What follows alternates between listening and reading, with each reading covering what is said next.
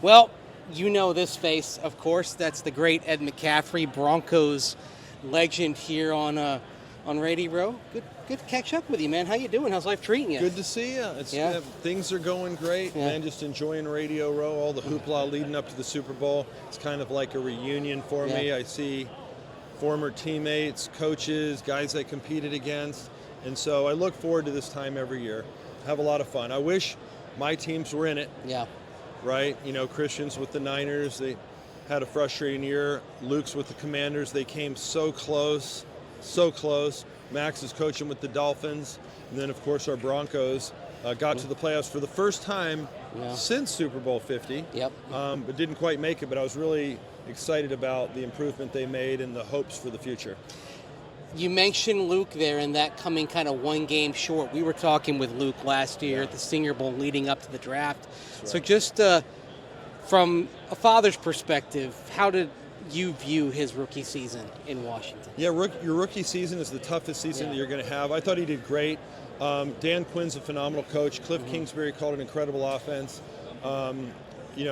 Bobby Ingram's a great receivers coach. He liked his teammates, the guys in the room. He learned a lot from them. You know, he's a rookie, so he's still chomping at the bit to get on the field.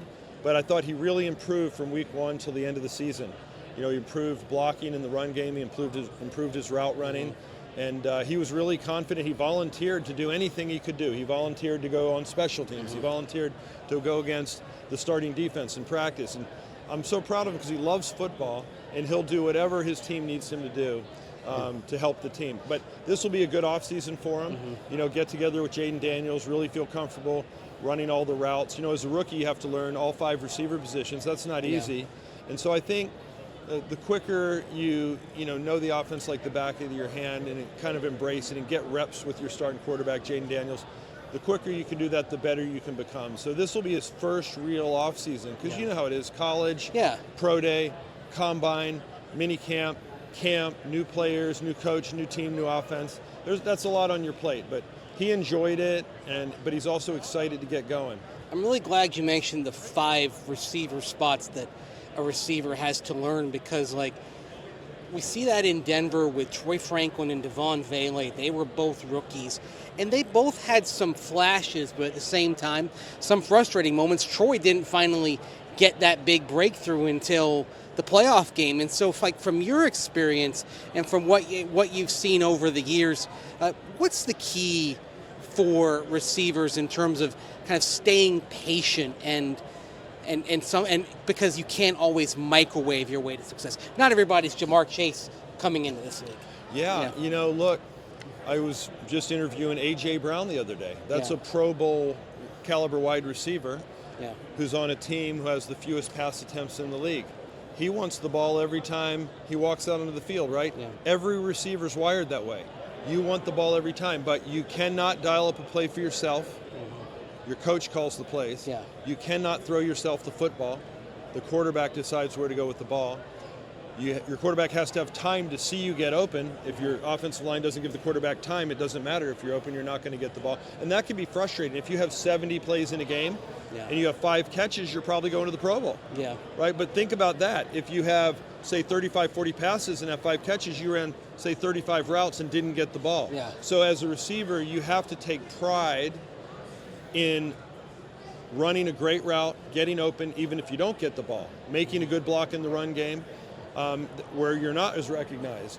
And you have to have a whole lot of patience because it is challenging to stay mentally strong if you don't catch a ball for 3 quarters and then they throw you the touchdown winning pass and you're supposed to make it after not having a catch for 3.5 quarters. But in the NFL, look, you're either the starter, and usually most teams have 2, some have 3 starters. There's a lot more 11 personnel going on. Yeah. And you play one position and you're the starter and you don't leave the field, or you're a backup.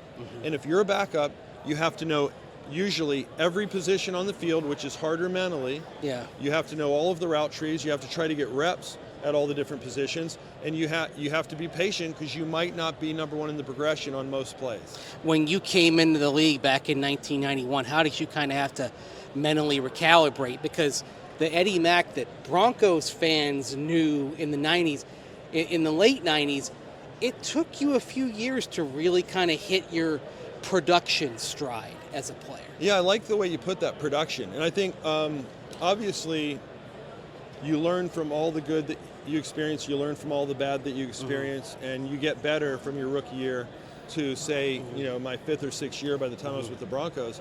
But, I was a rookie on a team with the New York Football Giants, a team that just won the Super Bowl, just beat the Bills. A team that's leading wide receiver had, guess how many catches? The year they won the Super Bowl in 1990. It was Mark Ingram and Steven Touchdown Maker Baker. It was like 48 catches or so? That's pretty close, but you're too high. 40. Too high. I'll give you the answer, 26. Wow. So my rookie year, unlike Jamar Chase, who probably gets a little bit more targets than that, unlike receivers who had 21 catches. I talked to Brandon Marshall the other day. He had 21 catches in a game.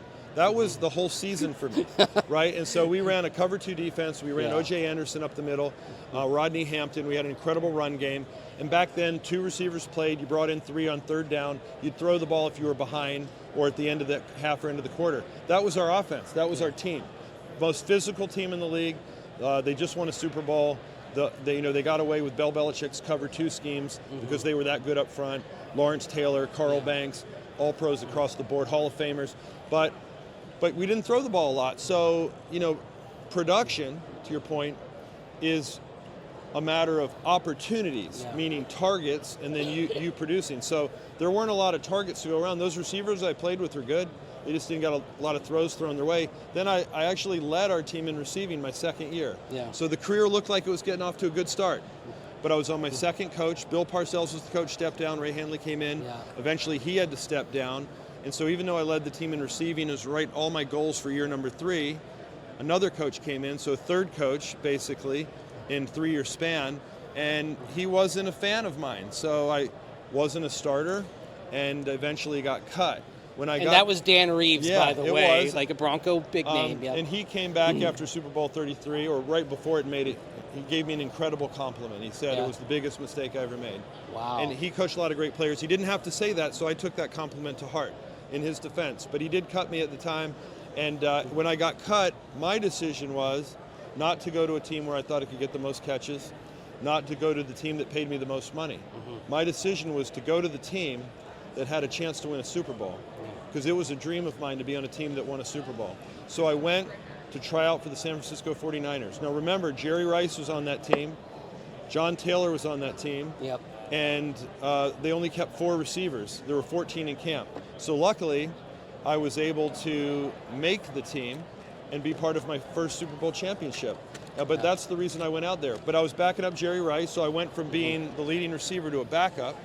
And then when I got to the Broncos, I came in as a backup. But luckily, Mike Shanahan saw something in me. He believed in me, and he brought me to Denver. That gave me the opportunity to compete for a starting job alongside Rod Smith. And we kind of came through that era together to become starters and win a couple of Super Bowls. I mean, think about life-changing decisions, the life-altering decisions. You choosing that route to go to the place, not where you get the most playing time, but that would get you to a Super Bowl. I mean, that brings you to Mike, and Mike brings you to Denver. And think of what, it sort of blows my mind to think about how the McCaffrey family football dynasty and what it's meant to Colorado football, that might have gone another way if you hadn't made that choice. Yeah, and it was very intentional. When I look back, I tried to manifest it. I want to play for a Super Bowl champion. That was my goal. So the team I selected to try out for, it was determined by that goal. And so, I probably gave up hundreds of catches throughout my career. I could have played for other teams that were losing, that played 3 or 4 receivers that threw the ball all the time. I didn't want to be part of that. It was about being part of a championship team, and I don't regret it for a second. I was so blessed, to make good intentional decisions, but then blessed to be around such great players and coaches that allowed me to live, a childhood dream out on an NFL football field. It was just incredible. Make no mistake, that you stacked up some pretty big numbers once you got to Denver. I felt really good. I mean, I did develop. I learned everywhere I went. I think I had a chip on my shoulder because I thought I was pretty good earlier on. I just, some of these young receivers that are talented, that seem like they blossom later in the career, sometimes maybe they were on the wrong team. Maybe they got an injury. Maybe they went through a coaching change. and then all of a sudden year 5 and 6 they're really good. Well, maybe they were already good. They just the cards, the stars didn't align for them, and I felt like that's what happened to me. But I had resilience, and I think a lot of young players in this league, a lot of players that come in and aren't starters right away, you have to be resilient. When I'm scouting players, one of the things I look for is toughness. I want guys that if they're not starters, they're going to compete. They're not starters, they're volunteering to play special teams. They're not starters mentally, they can handle it. Because there's a lot of talented players that just eventually give up once things don't go their way too many times in a row. So you're also here on behalf of PXG Golf Clubs. Yeah. And I'm kind of in the market for some new sticks right now. So tell me what stands out, what you like about your PXG clubs. Well, just right like now. when you're a football player, you know how important equipment was for me, right? Yeah. I had to have my cleats just right. You had to have your junior high shoulder pads. I had to have my junior high shoulder pads, which I took from the bottom of the locker room. I think they were the punter's pads from like 1960s, but they were super light, and I did it to become light, and I did it because they fit my shoulders properly. I wore a helmet. I didn't wear any other pads, but I did hem up my uniform. Everything had to be just right, and I think what makes PXG their clubs so special is that they're customized. Yeah. They're customized to your swing, to your grip, to your fit, and for years, my kids would borrow my clubs and break them or lose them, and I didn't have my own set of clubs, and I gave up trying because every time I tried to buy a new set of clubs, they'd go missing. Finally, we became empty nesters, and a few years ago, PXG hooked me up with these clubs, and my golf game has completely turned around. And specifically in your golf game, what improved the most when you worked with these perfectly customized clubs? For me, the biggest thing was, one, they're incredible clubs. They're manufactured well, you hit the ball well. But also, they customize the clubs to your swing. Okay. So rather than, I would use like rental clubs. And they were different clubs everywhere I would go because I just used whatever the golf courses would give me. And so I think consistency of my swing, consistency of the equipment, and also having equipment that fits me, my height, my size, my swing, my grip. Like all those things are incredibly important. It's like I can't imagine in football if you wore shoes that were a size too big. Or shoes that were a size too small.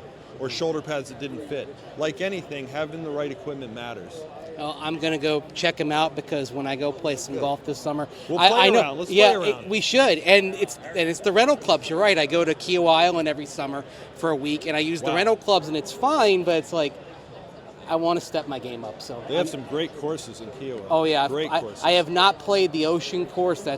My game is not prepared for that. That's obviously where they've played the PGA and the Ryder Cup. I've played a couple of others. It's a fantastic place. So if you haven't been out there, I recommend it. Get fitted. I will. Get fitted. Play several rounds with the same set of clubs. Customize clubs to your size, your swing. I guarantee it'll improve your game. PXG clubs, check him out. And of course, Ed McCaffrey. He should be in the Ring of Fame. Hopefully someday that happens. Thank you. For you, man. You deserve it. Yeah. And we'll have plenty more in Orange and Blue today with plenty more shows coming up. Take care. Thanks for watching.